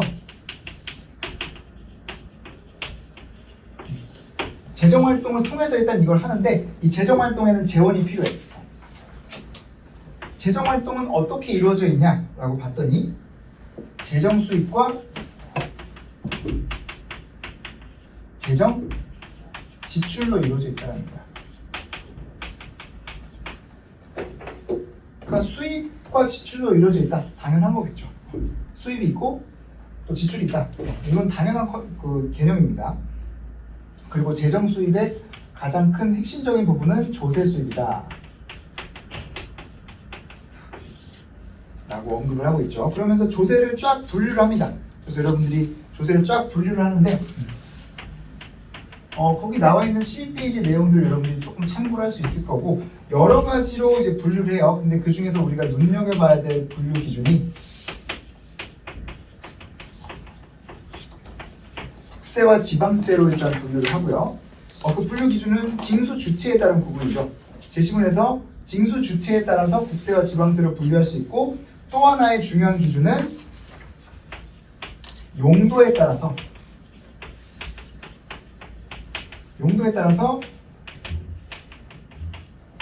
보통세와 목적세로 구분할 수 있다고 합니다. 이거 다 제시문에 나와 있는 내용이에요. 여러분들 읽어보면 확인할 수 있는데, 국세라는 거는 징수 주체에 따라서 국가가 걷는 세금이고, 지방세라는 건 지자체가 걷는 세금이에요. 그래서 국세는 이제 소득세, 많은 사람들이 여러분도 나중에 내게 될 소득세, 뭐 이런 우리가 흔히 알고 있는 소득들 있죠. 종합소득세 뭐 이런 것들, 흔히 세금이라고 알고 있는 가장 대표적인 것들, 그런 것들이 대체적으로 국세에 속해 있습니다. 지방세라는 건 뭐 자동차세, 뭐 등록면허세, 뭐 이런 것들, 뭐 담배세 이런 것들이 지방세에 속해 있고요. 그래서 국세의 비중이 압도적으로 높습니다. 세금에는. 그리고 보통세라는 거는 말 그대로 이 제너럴, 아마 용어가 제너럴일 거예요. 그래서 그러니까 일반적으로 쓸 수 있는 세금이고, 목적세라는 건 말 그대로 특정 목적에만 쓰이기 위해 거두는 세금이라는 겁니다. 그러니까 어떤 정부 사업을 수행하기 위해서, 어떤 프로젝트를 수행하기 위해서 세금을 걷는 것이고, 그 목적 외에 다른 목적으로 사용하면 안 되는 세금이고, 보통세는 그냥 세금 걷어서 그거 가지고 정부가 예산 짜서 하면 되는 거예요. 그런 게 보통 세금이고, 이렇게 나눠져 있다고 얘기를 하고 있고, 그림 1과 그림 1에서 도표 1과 도표 2를 보면 여러분들이 도표 1과 도표 2를 그림 1과 그림 2를 잘 분류를 하는 게 중요했는데, 이 그림 1에서 우리나라 국세 지방세 추이라고 했는데 시간에 따른 변화를 우선 나타내고 있죠. 시간에 따른 변화를 나타내고 있는데, 시간에 따라서 변화가 거의 하고 있지 않습니다. 거의 변함이 없고, 국세랑 지방세 중에서 어느 쪽이 비중이 더 높아요? 국세가 압도적으로 비중이 더 높죠. 국세가 압도적으로 비중이 더 높고, 이 추세가 변하지 않고 있습니다. 거의 변화 없습니다. 이렇게 가고 있고요. 그림 2에서는, 그러니까 요거는 세금이니까 요거 재정활동의 수입과 지출 중에 어떤 측면이에요? 조세 얘기하는 거니까 재정활동의 이거는 수입 측면을 얘기를 한 것이고요. 반면에 그림 2를 보겠습니다.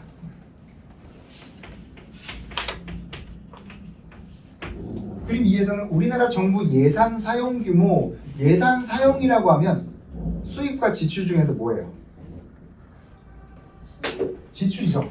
그러니까 얘는 수입 규모의 차이를 얘기한 거고, 국세와 지방세 수입의 차이를 얘기한 거고, 그림 2는 정부와 지자체의 지출 규모의 차이를 얘기한 겁니다.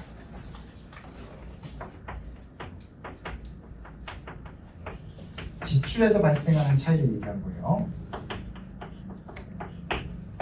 이걸 보면 중앙정부 그리고 자치단체 지방교육 요 순으로 어쨌든 중앙정부가 제일 많긴 한데, 지방자치단체가 지자체의 지출 비중이 그러니까 지자체 지출 비중이 그래도 거의 40% 가까이 돼요. 약 38%가 된단 말이야. 그러니까 이거는 수입과 지출을 비교해봤을 때 수입에서 지방세가 차지하는 비중에 비해서 지출에서 지방 예산이 차지하는 비중이 더 크죠. 이건 뭘 뜻할까요? 지자체가 지출에서 차지하는 비중은 커. 지자체가 지출해야 될 일은 많아. 근데 수입은 뭐예요? 지방세 비중은 적어. 그러니까 지방세라는 건 지방자치단체가 걷는 세금이죠. 국세라는 건 국가가 걷는 세금이고. 그러니까 지방자치단체가 직접 거둘 수 있는 세금은 적어. 그러니까 요 지출을 그러면 어디서 메꾸겠어요? 우리가 지출해야 될 돈은 많은데 지방세는 적어. 그럼 누구한테 돈 달라고 그러겠어요? 중앙정부에 이 국세를 걷는 중앙정부에 의존할 수밖에 없다는 겁니다. 그래서 무슨 문제가 나타났냐? 재정 자립도가 낮아진다. 재정 자립도가 낮아진다. 반대말은 의존도가 올라간다. 그러니까 같은 말인데 반대말을 사용한 거죠. 재정 자립도가 낮아진다. 즉 재정 의존도가 올라간다. 중앙정부, 지방정부 이렇게 얘기할 때는 이 말 되게 많이 나옵니다. 재정 자립도, 그리고 재정 의존도 이 말 되게 많이 나와요. 그래서 이걸 연결지어가지고 여러분들이 이게 한쪽은 수입, 한쪽은 지출 나타내는 거라는 걸 알아차렸어야 되고, 이걸 통해서 지출 비중에 비해서 수입 비중은 너무나 적다. 그러면 그 지출에 필요한 돈을 국가에게 의존할 수밖에 없다. 결국에 지방정부의 재정 자립도가 떨어진다. 이렇게 여러분이 갈 수 있어야 되는 거예요. 그거를 이제 여러분들이 명확하게 봤어야 돼요. 그래서 지방자치의 실효성 측면에서 우리 실효성이라는 건 저번에도 얘기했잖아요. 실제적으로 얼마나 효과를 발휘할 수 있는지. 지방자치가 실질적으로 이렇게 되면 효과를 발휘 못하겠죠. 왜냐하면 지방자치라는 건 지역 주민들을 위해서 지자체가 스스로 하는 건데, 지역 주민들이 스스로 하고 지자체가 스스로 하는 건데 돈이 없잖아. 여러분들 돈 준 사람 말 거부할 수 있어요? 그런 거죠. 지방자치단체는 재정적으로 의존하기 때문에 지방자치의 실효성도 떨어질 수밖에 없다. 국가에게 의존할 수밖에 없다. 이렇게 되는 거고, 결국의 해결 방안이라는 것은 무엇이 될 것인가? 요 그림 3번까지 봤을 때 일단 가에서 해결 방안을 얘기했어요. 마지막에 중앙정부가 위임하는 사무에 관한 권한을 지방자치단체에 이양한다. 이런 얘기를 했었죠. 그래서 제시문 가에서 지자체 사무 권한을, 지자체 중에서 국가 위임 사무 권한을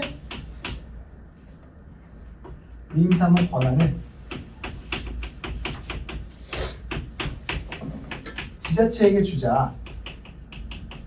그러니까 여기서는 국가가 지도 감독하고 지방자치단체가 거의 개입을 못했는데 이 권한을, 요거에 대한 권한을 지자체에다 더 많이 주자, 이렇게 얘기를 하고 있는 것이고,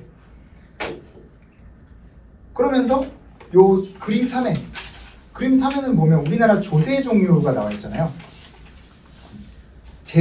우리 보면 되게 좀 말이 되게 정교한 거 볼 수가 있어요. 지방자치 발전을 위한 재정적 해결 방안을 제시하라고 돼 있어요. 그러니까 재정적인 측면에 포커스를 맞추라는 거야. 세입, 세출 요거의 관점에서 보라는 거야. 그냥 지방 사무 권한을 이양한다, 요것만 얘기하는 게 아니라 재정적인 문제를 얘기하라는 거야. 첫 번째로 파이낸셜한 거에 대해서만 얘기하라는 거죠. 그리고 그거를 나와 그림 3에서 찾아라. 그리고 그림 3까지 보면 무슨 말이 나와요? 그림 3에는 국세, 그리고 보통세, 목적세, 지방세 이렇게 나오잖아. 그러면 우리 요걸 좀 응용해서 뭘로 이양하면 된다라고 얘기를 하면 될까?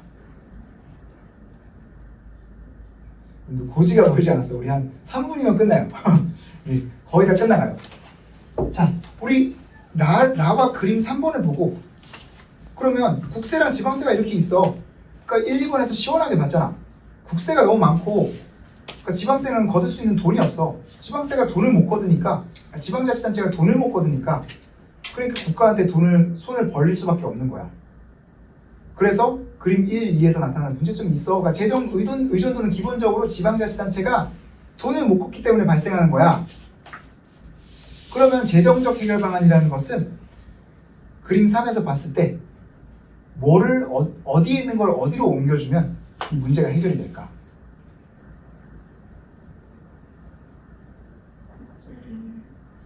그렇죠. 여러분 쉽게 크게 생각하면 그렇게 되는 거죠. 국세 비중이 너무 높아. 지방세 비중은 너무 낮아. 그러니까 국세로 걷는 거를 지방자치단체가 거둘 수 있게 좀 더 해주면 된다라는 거예요. 그런 얘기를 할 수 있는 것이고, 재정적 해결 방안이니까. 그리고 그 얘기에 더해서 플러스로 할 수 있는 얘기가 보통세, 목적세 나눠가지고 줬잖아요. 나눠가지고 주는 것도 이유가 있다라는 거야. 보통세는 뭐라고 했어요? 일반적으로 쓸 수 있는 세금이라고 했어요. 목적세는 특정 목적에서만 쓸 수 있는 세금이라고 했어요. 그러면 지방자치단체가 좀 더 자유롭게 자기 사무를 위해서 쓸 수 있으려면 보통세와 목적세 중에 어느 쪽을 지자체한테 권한을 주는 게 좋을까? 그죠? 국세를 일부를 지방자치단체한테 징수 권한을 주는 거야. 이제 너네가 거둬라 라고 주는 거야. 그러면서 그 중에서도 특정 목적세보다는 뭐 교육세, 농어촌 특별세 이런 것보다는 일반적으로 쓸 수 있는 보통세를 징수 권한을 지방자치단체에게 넘겨줌으로써 지방자치단체의 재정 자립도를 높임으로써 지방사무를 지방자치단체가 더 자율적으로 수행할 수 있게 한다는 거예요. 그렇게 나와야 된다는 것이죠. 그림 1의 정보를 먼저 쫙 언어적으로 정리를 해놓고 이게 수입 지출이라는 걸 먼저 파악을 했어야 됐어요. 라를 통해서 우리가 파악을 할 수가 있었죠. 라를 통해서 파악을 할 수 있었고, 이거를 결국에 그림 3하고 연결지었을 때 국세랑 국세랑 지방세 비중 계속 얘기하고 있었잖아. 그러니까 이 중에서 국세랑 지방세 그림 또 한 번 나왔고 자세하게 종류까지 준 건 왜 그럴까? 결국에 국세보다 지방세를 좀 더 늘려야 된다는 얘기를 하는 건데 좀 세부적인 종류에 대한 얘기도 좀 하라 이런 취지겠죠.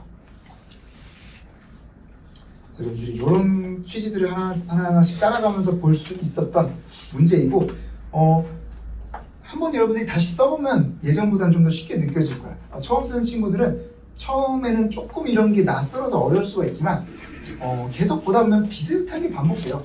소재도 다 반복이 되고 또 이런 방식도 다 비슷비슷하고 이러기 때문에 한 달, 두 달 정도 지나면 다들 이제 따라잡을 수 있을 거예요. 그래서 그렇게 한번 해보면서 오늘 과제는 이거 써온 친구들은 고쳐 써오는 거 그리고 처음 보는 친구들은 이 해설 내용 들은 거 바탕으로 최대한 한번 본인이 직접 써와 보세요. 글자 수는 아까 얘기한 대로 1-1번하고 2-1은 600에서 700자 1-2하고 2-2는 700에서 800자 이렇게 맞춰서 한번 써와보고 다음 시간에 1대1로 첨삭을 진행을 하겠습니다. 그리고 이제 여러분들이 이제 그 대학 배치 상담을 언제 들어갈 건가 이제 많이 물어보는데 6월 중순이나 말쯤이 될 것 같고 자세한 일정은 제가 공지를 줄게요. 그래서 여러분들 유평 결과 바탕으로 대략적인 전략을 짜는 건데 그게 확정은 당연히 아니죠. 확정은 당연히 아니고 9월 때 한 번 더 상담을 할 거예요. 그래서 여러분들이 대략적으로 어느 대학을 좀 생각해두라 이런 것 정도만 6월 말 정도에 여러분들한테 상담을 진행할 겁니다. 그렇게 알고 계시고 여러분들 다음 시간까지 숙제해오고 이렇게 해보겠습니다. 질문 있는 분들은 질문하고 나머지는 잘 자습을 마무리해볼게요. 수고했어요. 네. 네. 네.